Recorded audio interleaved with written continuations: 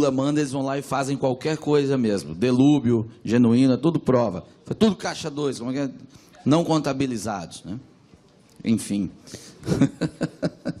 Pessoal, repito que perguntas por escrito, por favor, que serão depois lidas após a exposição também do grande Miguel Serra. Vai lá, Miguel.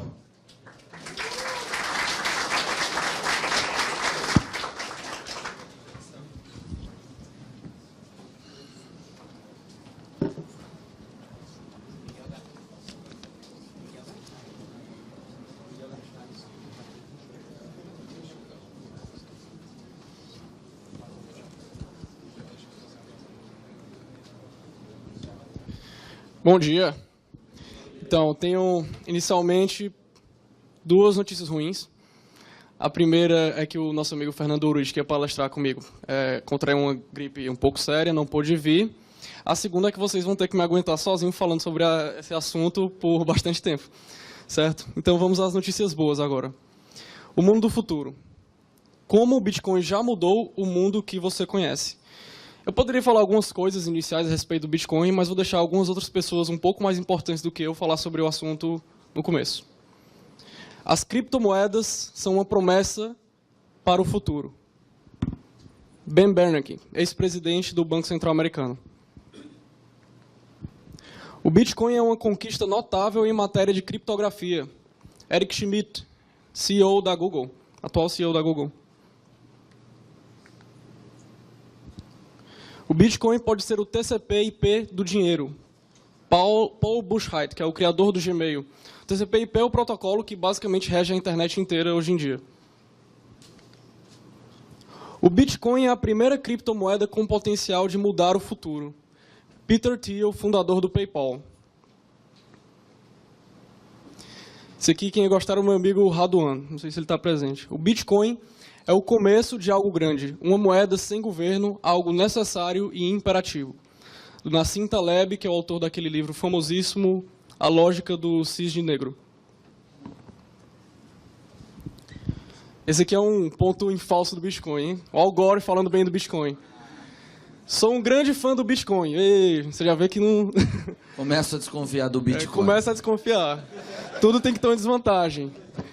A regulação da moeda precisa ser despolitizada. E esse aqui é o meu favorito. O Bitcoin é a maior invenção da economia desde a moeda. Stefan Molyneux, filósofo canadense. Então, alguns dados iniciais sobre o Bitcoin.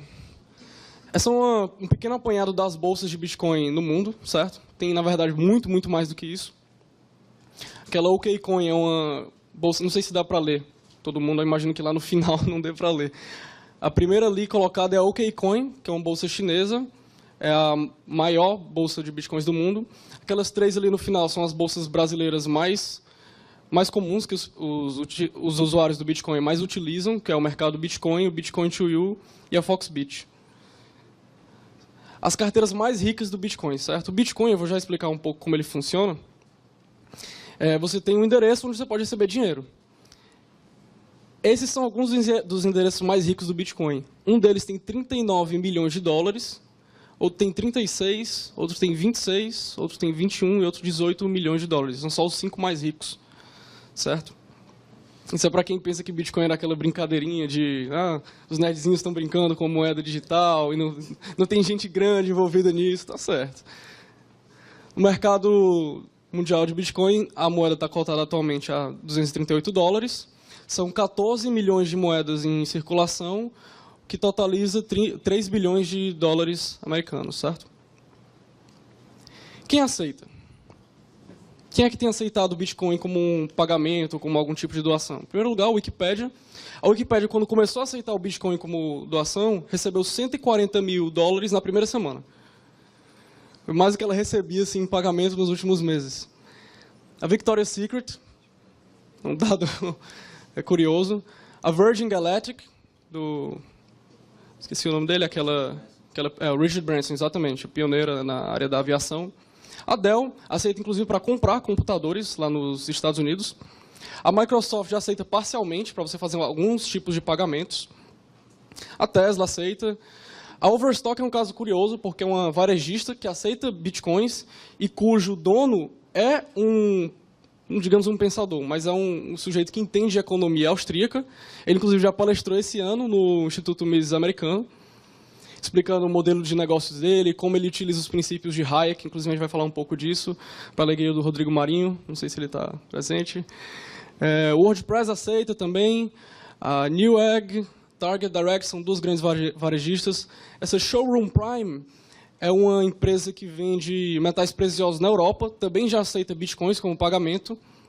Algumas empresas aéreas do leste europeu também já aceitam, e a Aeropacific também. Isso é um caixa eletrônico em bitcoins, certo? Isso já está acontecendo. Esses caixas estão disponíveis no Canadá, nos Estados Unidos, em alguns estados dos Estados Unidos. Se eu não me engano, também em Hong Kong e em Singapura você já encontra caixas eletrônicos desse no meio da rua para você conseguir sacar seu dinheiro em Bitcoin. Quem está falando sobre Bitcoin?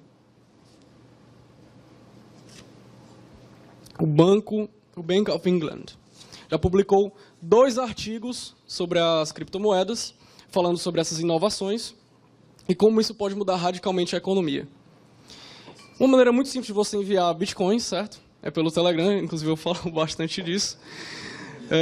É muito simples, eu posso assinar depois, você clica no seu contato, tem um bot lá que consegue fazer uma carteira para você em 2 segundos e tudo resolvido. Mas como tudo começou, certo? De Hayek aos cypherpunks. Na verdade, tudo começou com isso daqui. E aí que começa a brincadeira. O Manifesto Cypherpunk, certo? Isso você encontra na internet, chama Cyphernomicon. Esse é um FAQ que essas pessoas, esses hackers que estavam criando a internet, fundando a internet nos anos 90, escreveram aí uma série de respostas às perguntas. Algumas das coisas, vocês estão vendo ali que está marcado The Future, o futuro, não sei se dá para ler também. Eles respondem, por exemplo, qual é a base ideológica deles, qual é o pensamento deles, que autores influenciaram essas pessoas. E nesse texto, se você procurar o termo libertarian, ele pode ser encontrado 45 vezes, é um texto de mais de 300 laudas. Se você procurar a palavra anarcho-capitalist, você encontra 13 vezes. E se você procurar qualquer autor da escola austríaca, você não encontra nenhum. Se não um. Quem? Friedrich A. Hayek. A desestatização da moeda. Esse talvez seja um dos livros mais importantes para entender a concepção do Bitcoin. Então, esses hackers, a partir dos anos 90, começaram a conceber esse mundo novo, que é o mundo da internet, e, na opinião deles, isso seria uma ferramenta muito útil para se esquivar das garras do governo. E como isso seria feito? Bom, uma das ferramentas principais que é mencionada naquele documento que eu falei no começo, o Cypherpunk Manifesto, é uma espécie de dinheiro virtual que você possa utilizar na internet e sobre o qual o governo não poderia atingir se não participando da economia e se utilizando das ferramentas matemáticas. Então, ele fica impedido de tomar o dinheiro à força. Ele só pode participar dessa agressão de roubar o seu dinheiro utilizando computadores.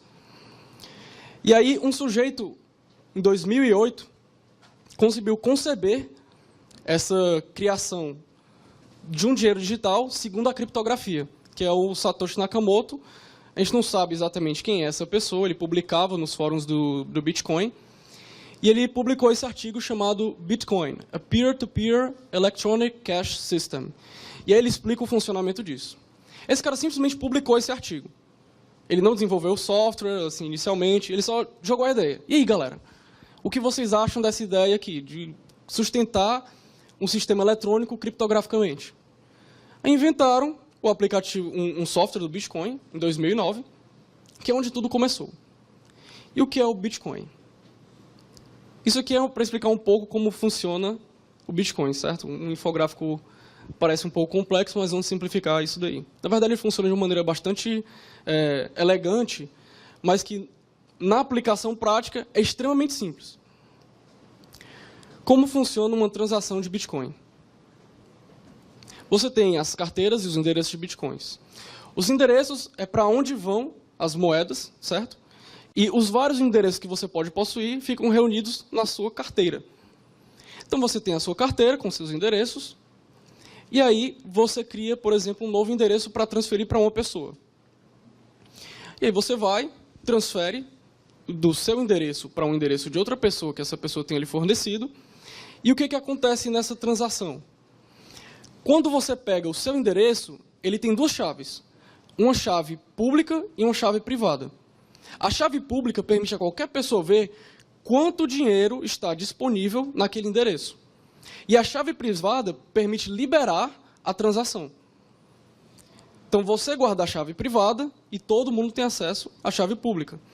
Quando você ativa a chave privada, a transação acontece. Isso tudo na matemática computacional, certo? Você não precisa sequer entender isso, é só um clique e resolve.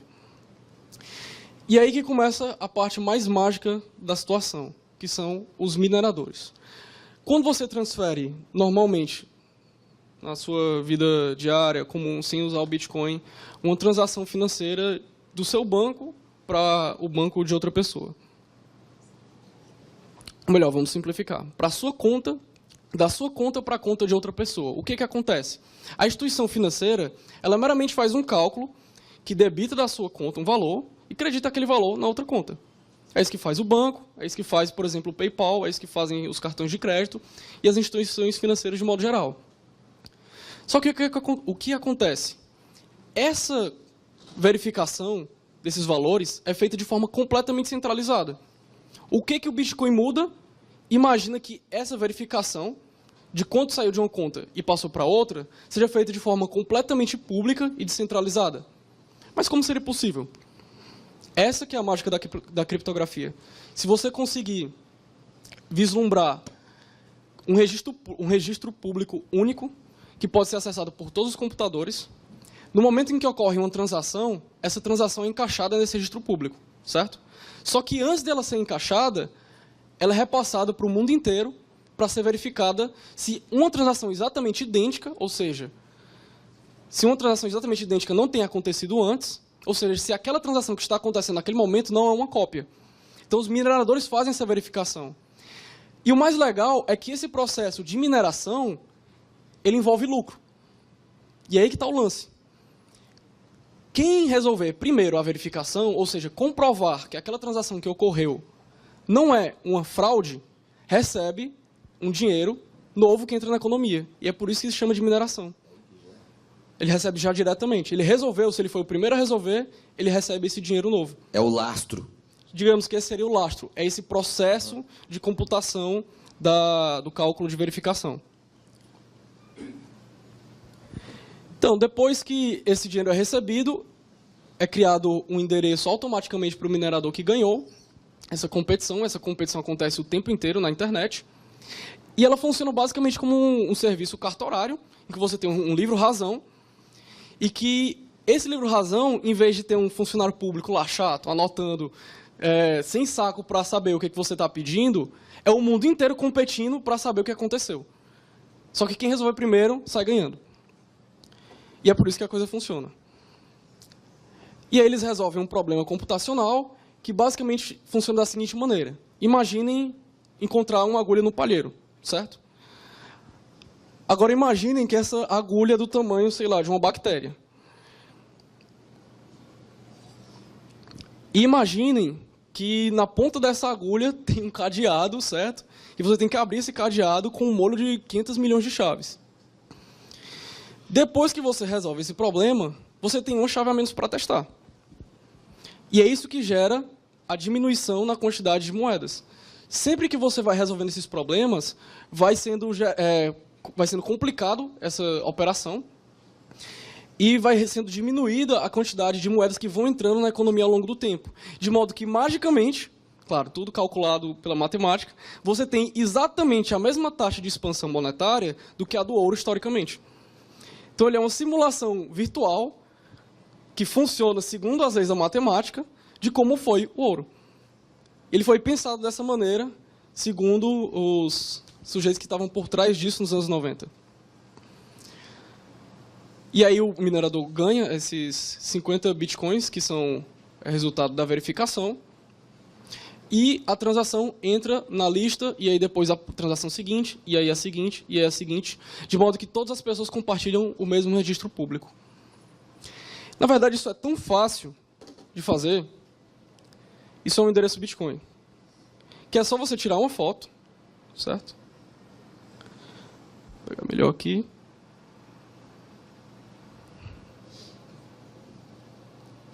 E transferir o dinheiro. Se vocês quiserem, vocês podem verificar esse endereço. Eu acabei de transferir R$50 para esse QR Code.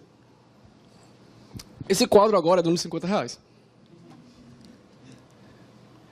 Eu pediria que alguns de vocês tirassem uma foto, porque eu vou usar esse QR Code no final e alguns de vocês talvez fiquem interessados no conteúdo do quadro. Vou dar 5 segundos. Corre, galera. Acho que alguém vai se dar bem aí. É isso que a gente chama de competição de mercado. Se você não levantou o seu celular, adeus. Bitcoin 2.0. Agora vamos falar do assunto que realmente interessa, certo? Isso aqui que é o mundo do futuro. Até então, aquela tecnologia era só uma pretensão de moeda nova. E aí começam a surgir as novas tecnologias dentro do Bitcoin. Assim como começaram a surgir as novas tecnologias dentro da própria internet. Altcoins, colored coins, multi-signature, assinaturas múltiplas, sidechains e dApps. O que esses nomes complicados querem dizer? Vamos por partes. BitPay. Isso é uma solução simples, depois que as pessoas compreenderam o potencial do Bitcoin. É uma empresa, e essa é a maior do mundo que faz isso, que basicamente ela leva para você uma máquina que aceita Bitcoins e converte imediatamente para a sua moeda local. Então você não precisa lidar com nada, você contrata com o BitPay e já pode colocar na sua loja. Estou aceitando Bitcoins. Você nem precisa pensar no assunto. BTC Jam. Esse é um site de empréstimos, inclusive é um site brasileiro, mas que opera nos Estados Unidos. Você basicamente pode pedir dinheiro e emprestar dinheiro, com juros. É uma agiotagem privada, certo? Completamente desimpedida. E que está aí na internet para qualquer um utilizar. Inclusive, se você quiser emprestar dinheiro para um sujeito na Índia e aceitar os riscos, evidentemente, disso, você pode. Com ou sem consulta ao SPC e Serasa? Aí é que tá. Esse sistema, ele já está começando a desenvolver um sistema de crédito interno, que aí ele julga os usuários. Se esse usuário, claro, cometeu alguma fraude, algum golpe, ele é eliminado do sistema, ele vai ter que criar uma nova conta, e aí o risco dele vai lá para cima, aí fica mais difícil dele conseguir um empréstimo a juro baixo, e assim por diante. Então já tem o SPC Serasa, até aí já entrou. O rating dele fica pior que o do Botafogo, hein, Bia? Certo, esse broker é basicamente uma solução que permite você comprar qualquer coisa na internet que aceite cartão de crédito, alguma coisa do tipo, e ele funciona da seguinte maneira. Ah, e com desconto. Ele funciona da seguinte maneira. Você escolhe um item, por exemplo, na Amazon, quero comprar, não sei, a camisa do Botafogo, certo? Digamos que venda lá. É difícil, mas... Difícil. Enfim, é hipotético, né? É difícil, mas com Bitcoin você resolve. Você quer comprar e você seleciona a URL, coloca lá o item, e aí você diz quanto você quer pagar. Quanto desconto você quer naquele item, certo? Essa sua oferta vai para um registro público nesse site, e aí quem quiser pagar por esse item, ele compra os seus bitcoins que você quer pagar com aquilo e dá o dinheiro para a loja. E esse site intermedia toda essa relação. E aí facilita tudo. Então você pode comprar qualquer coisa por meio desse site em bitcoins. Bitrated, outra solução aí estilo SPC Serasa, que funciona naquela tecnologia do multi-signature. Eu explico o que é agora. Imagina que em vez de simplesmente eu transacionar de mim para você, de mim para o Paulo, certo? Aí eu coloco o Bira na jogada. Eu sou o Biratã. E aí temos 3 pessoas numa única transação. Quando eu faço a transação, eu vou precisar de pelo menos 2 pessoas aceitando para que ela ocorra. Se eu aceitar a transação e o Paulinho aceitar a transação, ela ocorre. Se eu aceitar e ele recusar, ela não ocorre. Com isso, essa tecnologia muito simples dentro do sistema Bitcoin, você já consegue criar um sistema de defesa do consumidor. Como assim? Se o Paulinho recusou a transação, é porque ele... Não, peraí. O item que eu comprei do Miguel, a camisa do Botafogo, ela não chegou. E agora? A gente aciona o professor Ubiratã. O professor Ubiratã vai lá, peraí, vamos ver aqui se a camisa do Botafogo chegou. Faz uma prova simples, vê um registro do correio, diz, olha, não, chegou, você tá de onda, viu, Paulinho? Só porque você não gosta do Botafogo. Nem eu. Nem ele. E aí, ele vai e aceita a transação, e aí tem 2 contra 1, e a transação acontece. E aí já tem um sistema simples de defesa do consumidor, e aí o professor Biratã, ele pode se cadastrar nesse site, Bitrated, e atuar como um árbitro dessas disputas simples de defesa do consumidor, e aí você tem os mais bem colocados e os menos bem colocados. Isso tudo já está acontecendo, pessoal, já tem pessoas Mas aí é do uma planeta inteiro imposição utilizando da maioria. Eu quero ver depois a professora falando isso. Bom, falei das assinaturas múltiplas, e agora a gente vai falar um pouco de altcoins. Imagina que criem um concorrente do Bitcoin, certo? Por que fariam isso? Bom, não sei, alguma pessoa não gostou do Bitcoin, não gostou do fato de ele precisar de computadores muito especializados para que a gente faça aquela mineração, que é o processo de verificar as transações, e ele criou um negócio que funciona com computadores comuns, que é o Litecoin, e que funciona um pouco mais rápido. E aí essa já é a segunda moeda mais utilizada dentro das criptomoedas. Então é como se o Bitcoin fosse o ouro e o Litecoin fosse a prata. Nós já temos isso acontecendo dentro do Bitcoin. Só que aí dentro disso, outras moedas foram criadas. O Ripple, por exemplo, que basicamente funciona como sistema de crédito. Em vez de eu ter a moeda física, o sistema basicamente funciona da seguinte maneira. Eu digo que eu emprestei tanto, aí eu anoto o débito e a pessoa anota o crédito. E aí, assim sucessivamente, na cadeia de relações, você pode compensar o débito de uma pessoa com o crédito de uma pessoa lá na frente. E se você não gostar do Bitcoin, porque em vez de ele ser anônimo, o Bitcoin, ele é pseudônimo. Você tem toda a cadeia de transações, certo? Perpetuamente, ao longo da história. O que você não sabe é quem está por trás de cada transação exatamente, mas você sabe qual endereço está. Se você associa um endereço com a pessoa, bingo. Mas e se eu não quiser isso? Aí você cria uma moeda chamada Dash, que funciona de forma completamente anônima. E aí é tchau pro nosso amigo governo querendo meter a mão nas nossas transações.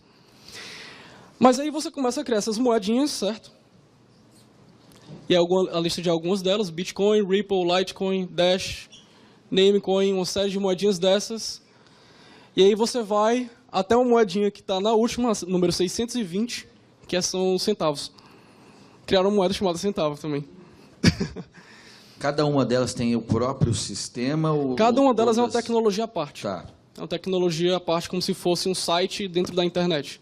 É uma tecnologia dentro do mesmo protocolo do Bitcoin. E aí, essas moedas juntas já são um mercado de mais de 11 bilhões de reais. 11 bilhões de reais. Um negócio que começou tem, eu não sei, alguns anos, 6 anos, 7 anos, não é isso? Começou em 2009. E aí você percebe que essas moedinhas simples, que são meros concorrentes do Bitcoin, se você adicionar alguns incrementos em relação a elas, você já pode ter mudanças significativas. E aí você cria uma plataforma para desenvolver moedinhas diferentes, que é esse Omni, que é o antigo Mastercoin. Ou então você cria o Stellar, que é também um sistema financeiro, onde você pode modificar e criar recomendações e alternativas e testar tudo isso, todas essas moedinhas concorrentes. Ou você pode criar o Counterparty, que tem um sistema, uma bolsa de valores internas para essas moedinhas diferentes. Por exemplo, o que aconteceu no Counterparty, um artista estava cansada das gravadoras e ela criou a própria moeda. O nome dela era Tatiana, ela criou a Tatiana Coin. Certo? Daí depende do valor de face, né? No começo não valia nada, mas ela até chegou a ser uma das moedas mais bem cotadas nesse mercado. E era basicamente o seguinte, ela conseguia se financiar dessa maneira. Ela vendia a Tatiana Coin em troca do Bitcoin. Aí ela recebia o Bitcoin, trocava em dólares, estava resolvida a parte dela.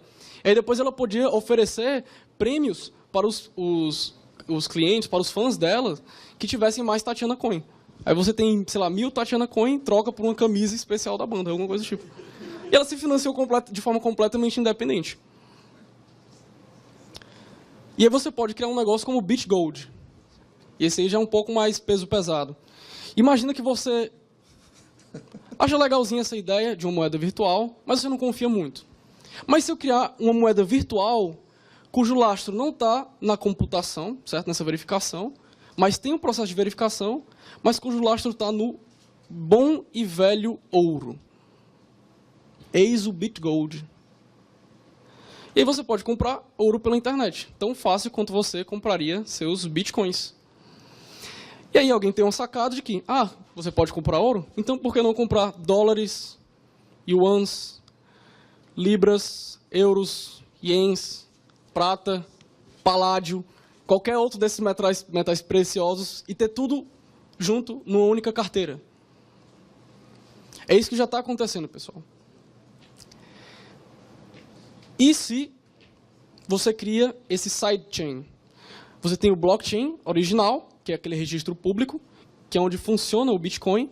E se você conseguir criar algo que seja paralelo ao Bitcoin e que tenha uma interface, aí você consegue criar uma forma de esses concorrentes serem convertidos para o Bitcoin e serem permitidas versões de teste, digamos, diferenciadas do Bitcoin. E aí é que a gente entra no grande lance que vai mudar tudo. Alguns de vocês talvez já tenham ouvido falar no termo Internet of Things, a internet das coisas, certo? Que é basicamente uma das concepções dos cypherpunks, que você eventualmente vai ter internet embutida em todo tipo de aparelho eletrônico, em todo tipo de coisa. Dado isso, eu meio que cunhei esse termo Money of Things, certo? E se tudo virasse dinheiro? Bom, já que a gente vai ter moeda para tudo, o BitReserve, que é aquele que eu mostrei que tem as várias carteiras de várias moedas diferentes no mesmo sistema, ele vai lançar ainda este ano o BitOil. E aí você vai comprar o petróleo, certo? E pode comprar coisas com petróleo. Imagina você comprando a sua passagem aérea, lá do Paraná para cá, com óleo, com petróleo. E com isso fica muito mais fácil você precificar esse tipo de recurso. E se não só esse recurso pudesse ser precificado? E se recursos como, por exemplo, o próprio registro de domínio da internet pudesse ser precificado? Namecoin. Liberdade de informação. Essa empresa comprou o domínio .bit, e aí eles criaram um sistema exatamente como o Bitcoin, só que cada transação é como se fosse um endereço. E aí você pode ter o .bit, alguma coisa. E você compra isso comprando um Namecoin. Tão simples quanto isso. Resolvido o problema daquelas grandes organizações de internet que tentam distribuir esses endereços pelo mundo. Made Safe. Esse aqui é o que vai acabar, esse ou o concorrente dele, vão acabar, cada coisa já nasce com um concorrente no mundo do Bitcoin. Esse ou o concorrente dele vão acabar com o Dropbox. Por quê? A estrutura de armazenamento de arquivos hoje em dia, ela basicamente funciona de uma maneira muito simples. Você pega o seu arquivo, faz o upload, o Dropbox pega o seu arquivo e armazena num servidor, que ele tem contratado, um servidor dedicado. Mas tem muitos computadores no mundo. Por que eu não posso armazenar o arquivo das pessoas aqui com o meu computador em casa? Desde que o meu computador seja dedicado a isso, não precisa ser um computador em outro país ou algo do tipo. Aí se eu pegar esses computadores que estão aí ociosos pelo mundo e colocar um preço no tempo que eles dedicam para isso, armazenando os outros arquivos. Made Safe. Você faz o upload do seu arquivo, ele distribui em várias cópias diferentes pelo mundo, e separadas, evidentemente. Ninguém tem como acessar o arquivo inteiro senão você. E aí você cria um sistema que consegue precificar muito melhor e de forma muito mais barata o armazenamento de arquivos digitais. O Storage também quer fazer a mesma coisa. Decentralized Cloud Storage. É uma ocupação de espaços ociosos? Exato. É uma ocupação de espaço. Os petistas se cuidem. Os computadores petistas vão sofrer isso aí também. E se você faz isso? E se você tenta criar uma alternativa em criptomoeda para substituir uma série de funções do governo? Eita, aí a coisa começa a ficar mais pesada, hein? BitNation. Governance 2.0. Você compra a moeda, certo? Ela, evidentemente, vai se valorizar bastante no futuro, é o BTX.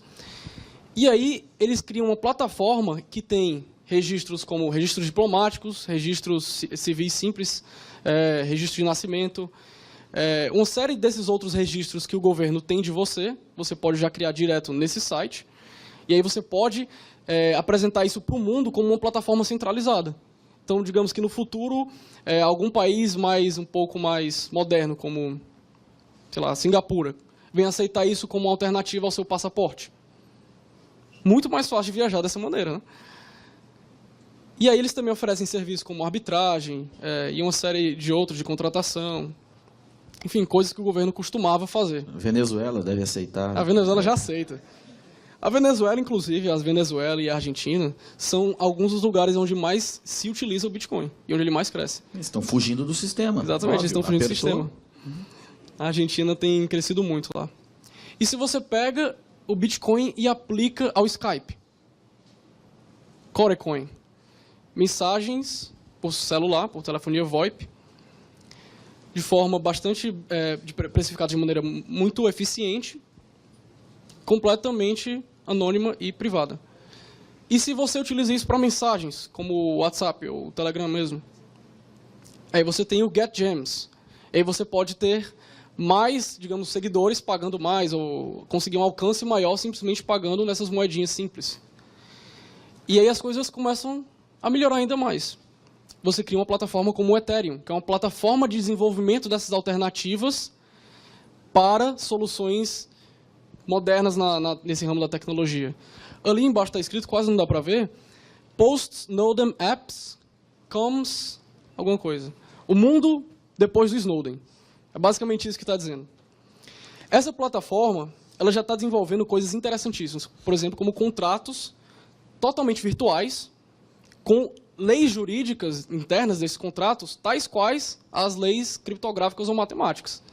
Então, você tem um contrato, por exemplo, de matrimônio, e aí você, sei lá, tem uma cláusula de divórcio, e dado o divórcio, já é feita a sucessão de forma totalmente automática. Você clica, pá! As pessoas confirmam, tudo acontece. Sem juiz, sem 11 anos na justiça, tudo instantaneamente. Tudo contratualmente. A coisa começa a ficar vantajosa, né? Aí, né? Miguel, seu tempo já estourou? Deixa eu só... 2 minutos. 2 minutos, boa. O Swarm é uma que começou como um projeto como Kickstarter, que você basicamente podia criar a sua solução de empresa, recolher o dinheiro, e aí esse dinheiro, você criava a moeda como uma Tatiana Coin, assim, digamos. Você podia criar uma empresa que era, sei lá, o Paulo Eduardo Martins Coin. Certo? Aposto que ia ter muitos investidores. Eu ia dizer que o Tatiana Coin me soou meio picaretagem. Vamos aí que vai esse do Paulo Coin. Certo. E aí você cria e você aceita bitcoins, você recebe aquele dinheiro e dá o Paulo Eduardo Martins Coin para os seus clientes, certo? Para os seus investidores. E se você criar uma estrutura empresarial dentro do Paulo Eduardo Martins Coin, com voto e tudo, aí você tem o Swarm. Join the Abundance Revolution. É isso aqui que vai substituir a CVM e as juntas comerciais no futuro. Esse aqui que é o lance. E Eu vou partir para isso aí, Miguel. Que meu aqui pai vem vai me achar importante. o lado mais interessante, que é o Dark Wallet, certo? Você consegue fazer transações anônimas. Esse aqui é o mais legal. Você me dá mais 1 minuto só para falar desse? Só um minutinho. Tá. Esse aqui, meu amigo, se isso aqui der certo, esse aqui vai acabar com tudo. Vai acabar com tudo. Tanto que vai acabar até com essa palestra. Imagina que você tem uma informação secreta dentro da empresa e aí você anuncia essa informação no mercado, certo? E as pessoas podem pagar mais por essa informação. Aí quem pagar mais leva a informação. Quando a pessoa que recebe a informação checa, ela pode checar e ver, olha, está correto, beleza. Não está correto, ela aciona o sistema de árbitros do próprio site. E aí você tem, com isso, o potencial de, sei lá, acabar com a propriedade intelectual no mundo. Um sistema simples desse. Mas é um critério ou é uma bolsa de fofoca? É uma bolsa de fofocas criminosa, digamos assim, né? Tem uma mais criminosa ainda, e essa é uma ideia tipicamente cypherpunk, é uma loucura. Isso aí tem um potencial também, assim, eu acho que as pessoas não vão aderir a isso. Uma matéria saiu na Forbes. é o mercado de assassinato. Isso aí é terrível. Terrível, terrível, terrível. Um sujeito, ele criou na Deep Web, certo? Uma página onde ele tem um ranking das pessoas mais procuradas no mundo, só que essas pessoas são pessoas públicas, como o Barack Obama e o próprio Ben Bernanke, que eu citei no começo, certo? O Ben Bernanke, inclusive, ele tem a cabeça mais bem cotada no mundo. Ele vale, acho que a cabeça dele vale 120 mil dólares. Aí o sistema funciona da seguinte maneira. As pessoas vão financiando, quando atinge um limite, tá lá. Certo? Tá lá o limite. Como é que você consegue esse dinheiro? Você faz uma alegação, um claim, que chama, né? Você vai lá e diz, olha, eu digo que esse sujeito vai morrer hora tal do dia tal. Ora, se você está precisando disso tudo, é porque você só pode ser o assassino. Aí você recebe o dinheiro. Certo? O Lula não tá lá? Tudo isso porque a galera não gostou do Lula.